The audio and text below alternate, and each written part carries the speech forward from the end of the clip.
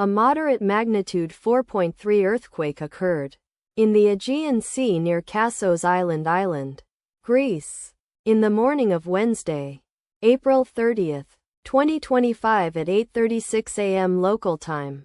Europe, Athens GMT +3. The quake had a very shallow depth of 16.5 kilometers, 10 miles, and was felt by many near the epicenter. First to report, EMSC after 2 minutes. The earthquake occurred 17 weeks after a magnitude 4.3 earthquake had hit on Sunday, December 29, 2024, at 11:02 a.m. local time. Europe, Athens GMT +3. In 32 kilometers, 20 miles, distance to the south. Data source from volcano discovery. Did you feel it? Let us pray. May the earthquake that occurred not affect our brothers and sisters there. And may the earthquake not happen again. Amen.